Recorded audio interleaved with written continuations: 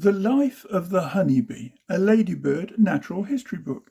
Let's have a look at this series. It's 651, and at the time of publication there were only 4 books in this particular series, and it sold for 2 shillings and 6pence. Let us go through it together. So in the front inner pages we've got 2 pages of images. We've got a diagram of a typical hive with all the details of the frames and the functions of the different frames. And then on the facing page, other items of equipment, a smoker, a hive tool. Look at this one, the uncapping knife for removing wax capping from honeycomb, the honey extractor, and a honey tank. If you've been to see beehives in operation and been there when the honey has been harvested, drop us a message in the comments below. It says here, man has used honey as a sweetener since earliest times, and there are many references to it in ancient literature, as well as many myths and errors concerning the life of the honeybee. This book tells of the marvellously efficient and highly organized life of the honeybee. From the laying of the eggs by the queen, the growth of the larvae, the contribution of the drones and the workers, to the swarming of an overpopulated colony, and the handling of bees by the modern beekeeper. This book was published in 1969. It was written by W. Sinclair with illustrations by Jill Payne. And of course, the publisher is one of our favourites, Wills and Hepworth, out of Loughborough in England.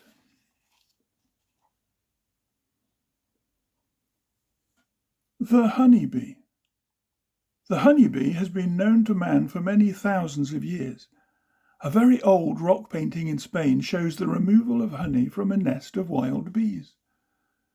4 kinds of honeybee exist in the world, but in Britain we have only one, the western honeybee, of which there are several different forms, all very closely related. They differ in their colours, a little in size, and in the length of their tongues. Some work in poorer weather than others, some eat more than others, but all of them produce honey, and this is why we are interested in them.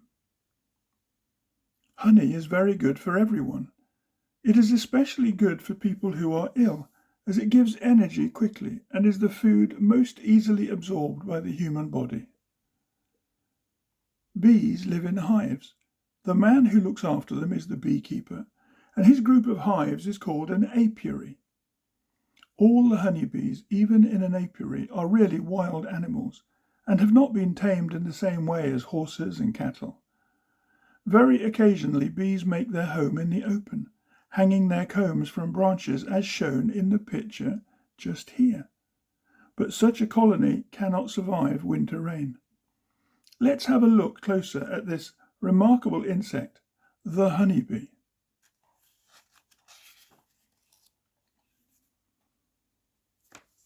What the honeybee looks like. In some way, the honeybee resembles many other insects. It has a head, a thorax carrying the wings and legs, and an abdomen which is more than half the length of the whole bee. But let us look more closely. The head has 2 big eyes, many-sided compound eyes, one on each side. There are 3 much smaller simple eyes on the very top of the head. From the front of the face come 2 long feelers or antennae, with which the bee can sense, touch, taste, and smell. On the bottom of the head is the suckling tongue, which the bee uses for taking up its food and for ripening nectar. It is folded away when not in use. The mandibles are used for working wax. The thorax carries the wings. You will see that the front pair is bigger than the hind pair, and the 2 wings of each side are hooked together. The 3 pairs of legs have many special structures. The back legs have brushes for cleaning pollen off the body, and a basket in which pollen can be carried back to the hive. Each front leg has a very small notch lined with hairs, which is used for cleaning the antennae. At the tip of the abdomen is the weapon we all respect, the sting.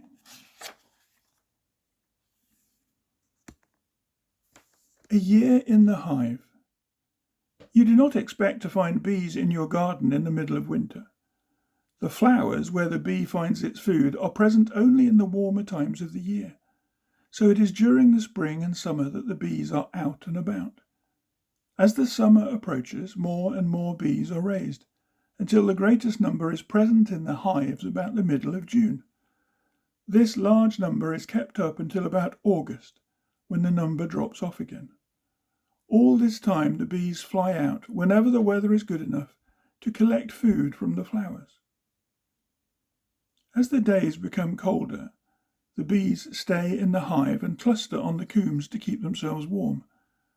They do not sleep through the winter as the dormice do. All through winter they eat their stores of honey to keep themselves alive. As the warm days of spring come round, the bees venture out again. But, as you might say, you have seen bees flying near their hives on a mild day in the middle of winter. They do fly on very good days, and the reason is that they go out to empty their bowels, as they will not soil the hive if it is possible to avoid this. Sometimes the sun shining on snow tempts the bees out as if it were a summer day, and when this happens, many bees are caught in the cold and die.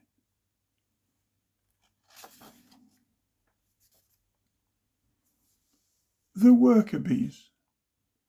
Of the 3 types of bee in a hive, worker bees are the ones you are most likely to see. They are the ones which go out to the flowers to gather nectar and pollen.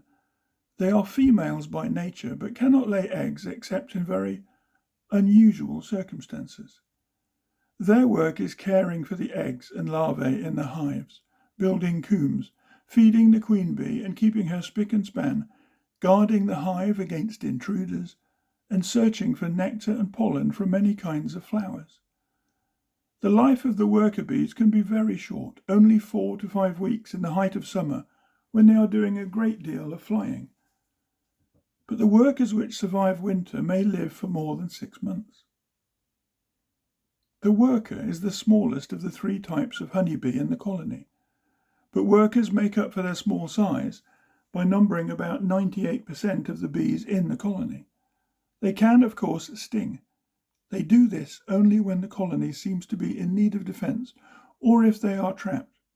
If you hold them in your hand, for example. After stinging a human being, a bee usually dies. This is because it cannot pull out the sting from our flesh. In attempting to do so, the sting is torn from its own body.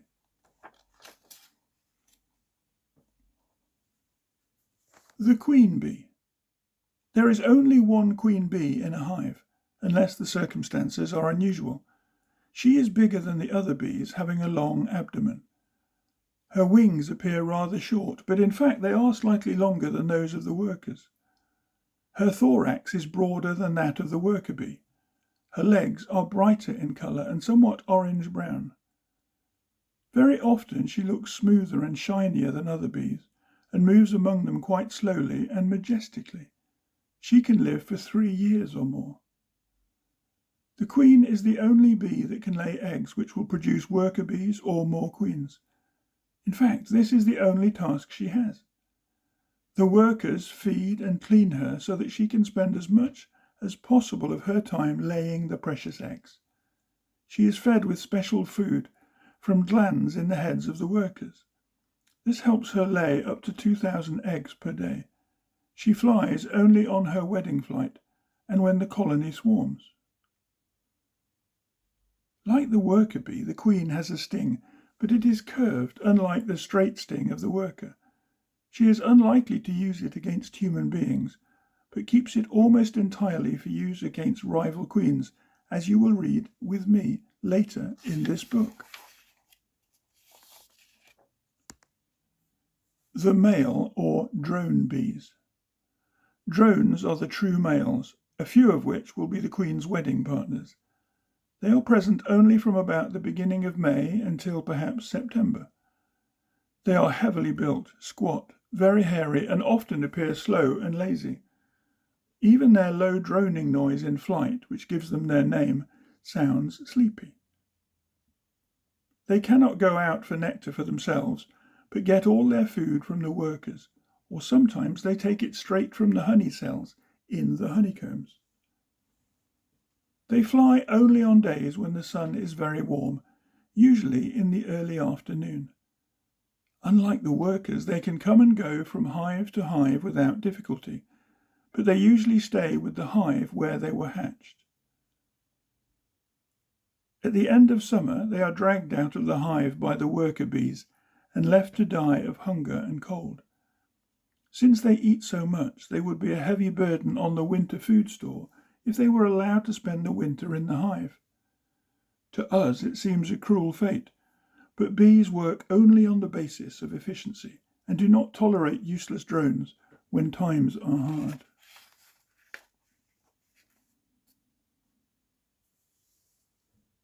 The honeycombs. In the hive, bees build combs where they raise young and store food. The combs are made of beeswax. Wild bees use only the wax they produce from their own bodies, and their natural combs may be quite long. Beekeepers help the bees by giving them frames made of wood, which hold sheets of salvaged beeswax with the pattern of the cells already pressed in. These combs are about 35 to 45 centimetres long by about 15 to 30 centimetres deep. The bees build up this foundation and make combs very quickly.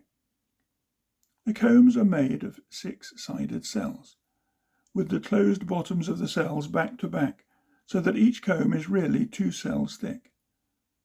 The cells have the mouth slightly higher than the base, which prevents the honey from running out. There are 2 main types of cell. The smaller ones, in which worker bees are raised from the egg, are about 5 millimetres across. The larger cells, in which the drones are raised, are about 7 millimetres across, and they are deeper. Both of these types of cell can be used for honey storage. A 35 by 22 centimetre comb holds about 3 kilograms of honey when full. There is a third type of cell, the queen cell, but this is not part of the comb in the usual sense, and we will learn more about that as we go through the book.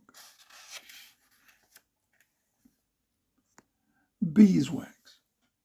Bees produce beeswax from their own bodies. On the underside of their abdomens they have 4 pairs of glands, the wax glands. They pass the wax out as little flakes or scales from these glands. Under the wax glands are tiny pockets which hold the wax scales as they are being made. When a wax scale is ready for use, the bee takes it out of the wax pocket by spiking it on the strong hairs of its back legs, and then it passes it to the jaws. There it is chewed, and other materials may be mixed with the wax. When it is soft, the worker bee puts it into place on the comb being built. You will see that it takes many, many wax scales to make even one honeycomb. Wax can be made only if the worker bees are very warm. To get this warmth, they cluster together on the comb they are building. Usually workers about 10 to 16 days old do the work, but older bees can do it if necessary in an emergency. Since bees need about 5 kilos of sugar to make half a kilogram of wax, it is easy to understand why the beekeeper saves all his scraps of wax. He melts them down and purifies them, and has them rolled out into sheets of clean, new comb foundations. The bees use this as a starting material and are saved a considerable amount of work, time, and energy. The beekeeper gains by getting more honey.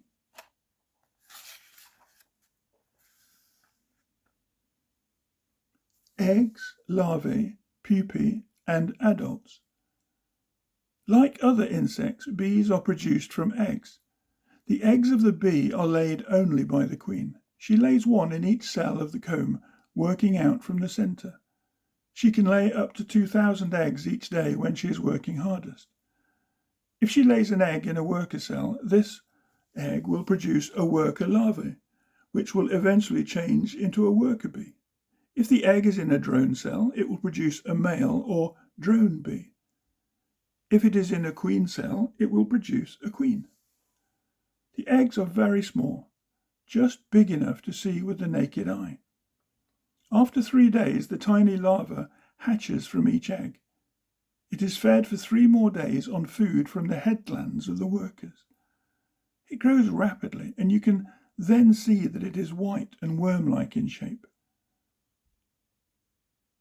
For another 2 days, it is fed pollen and nectar. Then, 5 days after hatching, the worker larva has its cell capped or covered by the adult worker bees looking after it. In its sealed cell, it changes into a pupa. This is little more like the adult bee, but it is still whitish. After 21 days, when it is fully grown, the young worker has changed into an adult bee. It chews through the cap over its cell and crawls out onto the comb. At this stage it is still rather slow and looks very fluffy, but it is soon able to run over the combs just like the older bees.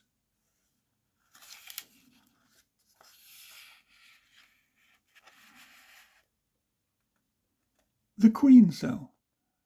The queen cell is a very special cell for a very special bee. Usually only a few are built each year, and sometimes none at all. If the bees are going to swarm, you might find about a dozen queen cells.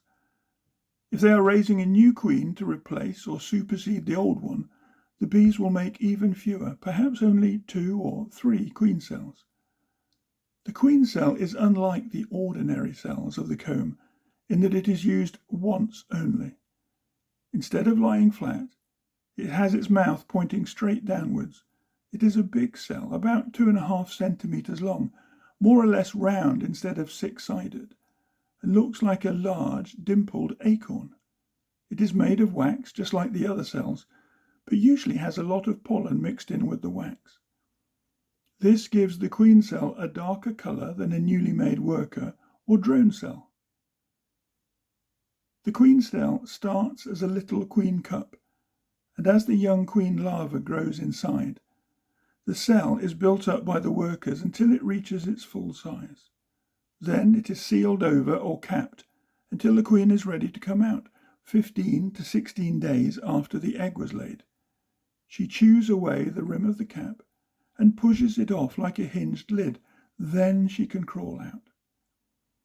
When the queen has come out, the workers soon tear down the empty queen shell.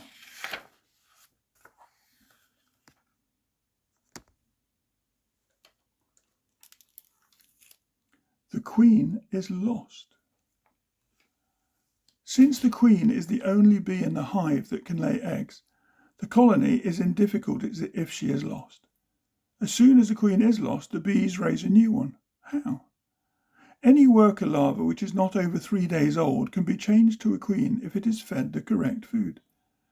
Instead of having the special food from the head glands of the nursing workers for only the first 3 days of its life, it is fed with this food all through its larval life of 5 whole days.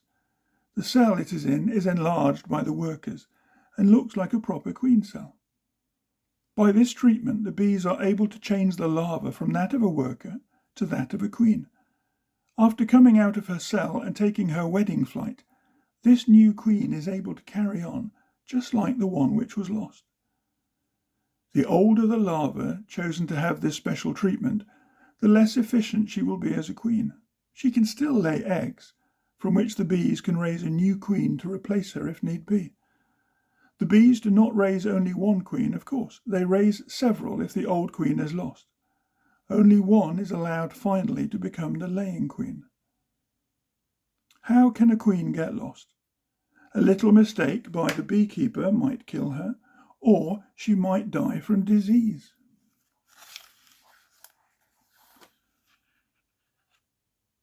The wedding flight of the queen. When a queen is young, she has to meet a husband. Although many males are present in the hive, she will have nothing to do with them there. Instead, she leaves the hive and soars up into the air, with the males from her own hive following her, and males from nearby hives as well. On this flight, she is a strong flyer, and only the strongest and fittest drones will catch her. This helps to make sure that only the strongest bees will be raised from these parents. As she flies up, the males chase her, and eventually one or more catch her and mating takes place. It used to be thought that only one drone mated with the queen, but recent research suggests that up to 10 drones may mate with the queen. When this wedding flight is over, the queen comes back to the hive and settles down to laying eggs for the rest of her life. She will stop laying for a short time and fly again only if the colony swarms. This wedding flight occurs when the adult queen is about a week old, if the weather is good enough. It can happen only on a fine, sunny day, and bad weather can stop it very easily. If the flight is delayed by bad weather for too long, the queen will probably never make her flight and is then useless. The beekeeper has to remove her and give the colony a new queen.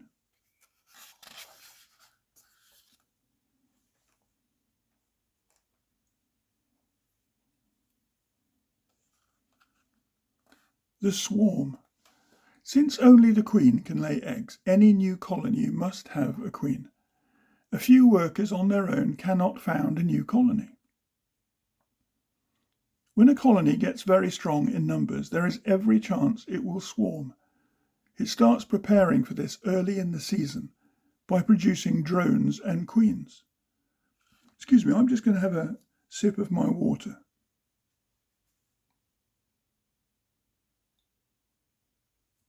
Because all this reading about drones and queens and worker bees is making my mouth very dry. So here we are again. When a colony gets very strong in numbers, there is every chance it will swarm. It starts preparing for this early in the season by producing drones and queens. When the new queens in their cells are just capped over and therefore safe, the old queen and about half the workers and many of the drones in the colony fly out together. Since they may number 30,000 or more, it is an awesome sight. This mass of bees is the swarm.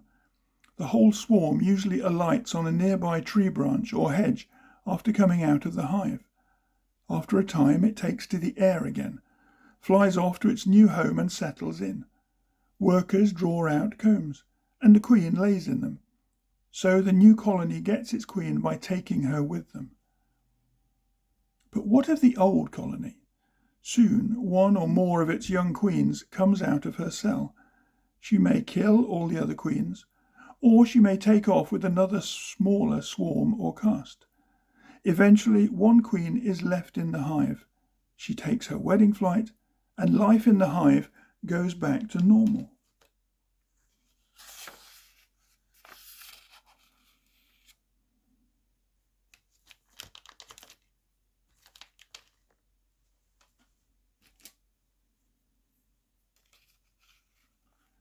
What bees do in the hive. After coming out of her cell, a young worker bee spends the first 3 days cleaning cells in which the queen will eventually lay. She is also gaining strength for harder work. From the 4th to the 9th day, she is a nurse bee. She produces brood food from the glands in her head and feeds it to the younger larvae. She also makes up a mixture of honey and pollen, the bee bread, and feeds it to the older larvae. On the 9th day, her head glands have reached the end of their normal working life, and the wax glands on her abdomen have become active.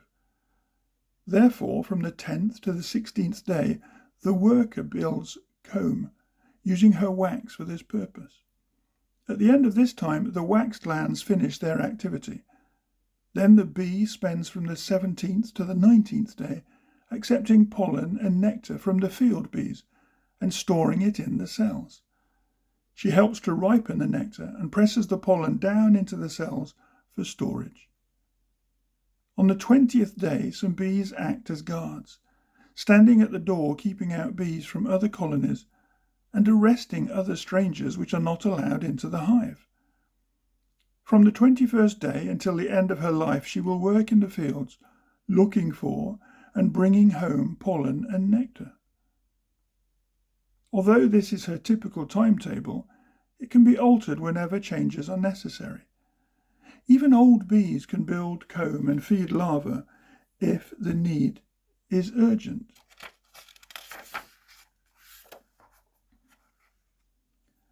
Nectar and pollen. The bees that you see flying among the flowers are seeking two things from the plants: nectar and pollen. Nectar is the sweet liquid which plants produce to attract insects for pollination. It consists of sugars dissolved in water. Most of this sugar is the same as the cane sugar we put in our tea and coffee. Different plants have nectars with more or less sugar, and the bees prefer the strongest nectars. They suck up the sugary liquid from the nectaries of the flower and store it in their honey stomach to carry it back to the hive.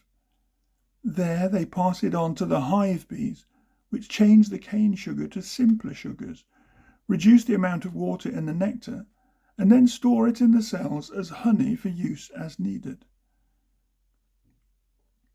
Pollen is the fine, dusty material you see on the stamens of flowers. It is black in the poppy, yellow in the dandelion, and so on. Bees get this pollen on their bodies as they search for the nectar in the flowers. They clean off the pollen with their legs and store it in the special pollen baskets on the outside surface of the hind legs, ready to be carried back to the hive.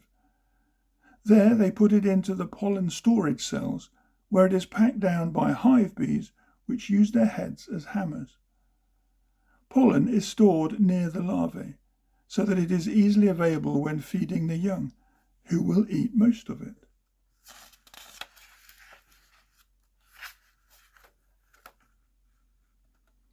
How bees use nectar and pollen.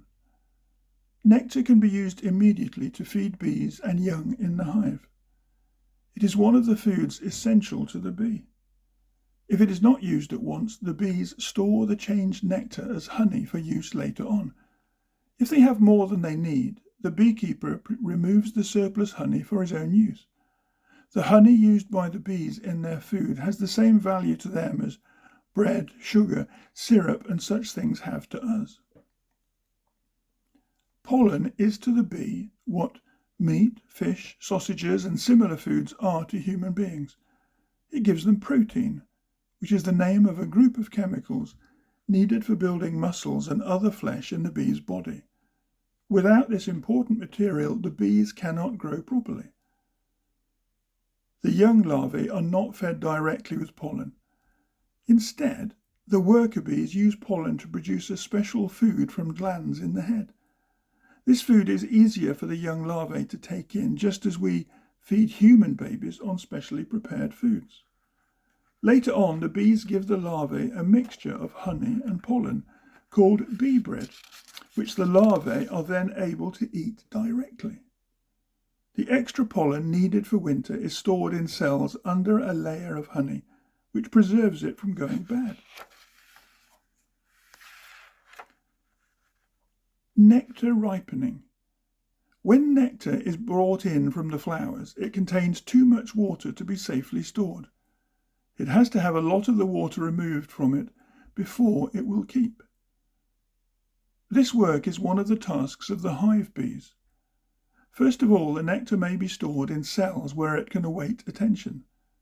When it is to be ripened, the worker bees take a drop into their stomachs and then go to a quiet place on the comb. There they draw out the drop on the tongue, exposing to the nectar to the air so that water is lost. After about 20 seconds, the drop is drawn back into the bee and put out again. This goes on time after time until the nectar has lost most of its water. At the same time as the bees are removing the water, they are changing the sugars in the nectar so that it becomes honey. Now the honey can be put into the cells where a little further ripening takes place. When this is complete, the honey cell is capped over with wax, and the honey is safe for a long time.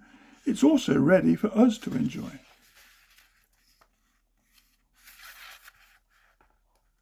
Propolis, bee glue. Bees gather a sticky material from the buds of various plants, such as the chestnut, and they carry it home to the hive. It is not a food, but a building material called propolis or bee glue. They use it to cement together everything in the hive, and to fill up any chinks in the hive which may let in water or wind. They gather it by packing it into their pollen baskets and carrying it home in this way. In the hive, they have to get the help of other bees to remove it, as it is difficult for them to handle it by themselves. As well as using propolis as a cement, the bees are said to use it in very small amounts in the construction of combs to give added strength. Bees are very clean animals and will allow nothing smelly or rotten in the hive. Sometimes a mouse or a big beetle gets into the hive and dies there. Since it is too big for the bees to drag out, they can deal with it only by wrapping it up. They do this by completely sealing the dead animal in a coating of propolis. This prevents the mouse rotting and making a nasty smell. The propolis preserves the dead flesh rather like the way Egyptian mummies were preserved. Finding the way. If we want to find out how to get somewhere, we can use a map. How do the bees navigate? From about the 10th day of her life, a worker bee takes short flights in front of the hive. She is learning its position and the landmarks near it, so that she can find her way back to it. She does this so well that if you move the hive when she is out, she will keep flying around in the same area where the hive used to be. She cannot recognize the hive as such, only its position, so that even if the hive were only a few meters away and in full view, she would not find it. The older she gets, the further the worker will fly. When searching for food, she may fly several kilometers from the hive. But how does she find her way now? Her compass is the sun and the pattern of light in the sky. But the sun appears to move as the day passes. It rises in the east and sets in the west. The bee can allow for this passage of time and movement of the sun, and it does not upset her compass in the least.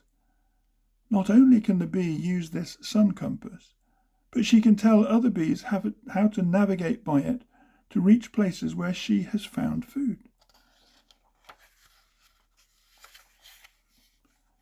The bee's language. When a worker bee finds a good source of food, it is very helpful if she can tell other bees in her hive about it. Then they can help her to gather the crop of nectar or pollen more quickly and while it is available. How can we test to see whether this can be done? Let us put some syrup made with water and ordinary cane sugar into a saucer. Put the saucer on the windowsill of a house near some beehives. It might take some hours or even days for one bee to find it, but very soon after she has found it, we see many more bees coming along to have some of the food. If we were able to mark with a spot of paint on the top of the thorax the bee which first came there, and almost all the others which came later, we would soon see that they all came from the same hive. In time, of course, bees from other hives might also discover the food. Since the bees suddenly appear after the discovery of the food by one bee, does she tell her sisters about it? Yes, she does. How? By doing one of two main things of dance in the hive. Dancing on the vertical face of the combs. The dances have been seen for many years, but Professor von Frisch of Bavaria in Germany was the first to understand their meaning. The round dance and the waggle dance. The round dance is used when the food source is less than 100 meters from the hive. The dancing bee runs round in a circle on the comb, turns round and does the same circle in the opposite direction, and so on. Other workers near her on the comb follow her movements with their antennae and run after her. During the dance, as at other times, the bees exchange food. In this way, the dancing bee gives the others a taste of the food she has found and also some of its perfume. Dishes placed at the same distance from the hive but in different directions seem to attract about the same number of bees at each. So the round dance tells the bees there is food within a distance of 100 metres and it has this taste and smell. The waggle dance, this one here, is used when the food is more than 100 metres away. The dancing bee runs around in one direction, waggling her body very quickly from side to side. She then turns around and runs in a semicircle back to the starting point, repeating the performance again and again, sometimes returning along the opposite semicircle. The fewer times this dance is done in a certain period, the further the food is from the hive, and the other bees can judge the distance. When the waggle run is straight up the comb, the food lies in the direction of the sun. When straight down, the food is directly opposite the sun's direction from the hive. And when the waggle is at an angle, this tells the bees the angle to fly from the direction of the sun. The waggle dance, therefore, tells both the sun compass direction to fly and how far. The taste and smell of the food tells what to search for. The longer the dance lasts, the stronger the food source. Well, I never. How the bees find a new home. The bees of the swarm cluster. They have to find a new home in which to live, and they must all agree where this is to be. How do they do this? The dances used are the same as those for telling each other about food sources. Those scout bees which are out looking for a new home, perhaps a hole in a tree or in a wall, come back to the swarm cluster and dance on it to tell the other bees about their find. If it is a good home, they dance more enthusiastically than they do if it is a poor one. Bees which have found a poor home in their searches will go out to inspect the homes found by others and dance for the new and better one when they return. Gradually, all the bees looking for a home agree that one particular site is the best, and only when they do agree will they all fly off to take possession of it. They go directly in the bee line we talk about, of course. You'll have heard somebody say to go in a straight line, and what they mean is to go in a bee line. When they are judging their new homes, bees take account of many factors. They prefer sheltered to exposed homes, dry ones to wet ones, etc. They will refuse to occupy a home which is likely to be invaded by ants or is likely to be flooded if there is heavy rain.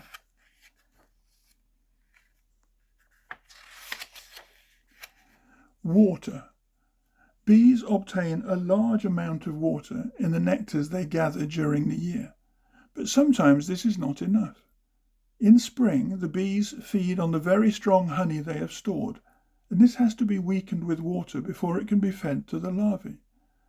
Therefore, in spring, many bees can be seen drinking at puddles in roadways, in roof gutters and such places. They carry the water back to the hive in their honey stomachs, in the same way as they carry nectar. This is not the only time that bees need water. The colony keeps the temperature in its nursery very strictly controlled. If it is getting too cold, they increase their movements to warm it, much as we shiver when cold. But if it is getting too hot, they have to prevent overheating. By beating their wings, thus fanning air through the hive, they can keep temperatures down to some extent. If this is not enough, they have to use other means. They carry in water and place it in the mouths of the cells of the combs. As the water dries off, it cools the comb. If you wet your hand and blow on it, you will feel this same cooling effect. Dances like those for food may even be done if there is a great need for cooling water. Handling bees. Bee stings. Bees can sting, so if you are to handle them, then you must either be an expert and know how not to annoy them, or you must protect yourself. The beekeeper wears a veil over his face. This veil is a fine mesh of wire or plastic. Although he can see out through it, the bees cannot get in to sting his face. Rapid movement of the eyelids when blinking annoys bees, and this is why protection of the eyes is important. The beekeeper may also wear gloves to protect his hands. If the gloves are short, the bees may crawl up his sleeves and sting his arms. So it is wise to make a pair of gauntlets or sleeves which cover the gap between gloves and jacket. Since bees tend to crawl up anything they land on, it is very likely that they will crawl up your leg from the ground. Tuck your trouser legs into your socks to avoid this. Girls should wear slacks tucked into their socks. Smoke frightens bees and makes them eat their fill from the honey cells in the hive. Then they are much less likely to sting. The beekeeper carries a little smoke-making machine, and a few puffs from this make sure the bees fill up with honey and do not bother him. What an interesting book. And at the back you can see there's a nice little index of all the things that we've talked about. The honeybee, what it looks like, a year in the hive, beeswax, the swarm, how bees use nectar and pollen, the round dance and the waggle dance. I really enjoyed learning about that. And finally, handling bees and doing so safely. That has been a delightful read. The Life of the Honeybee, a Ladybird natural history book.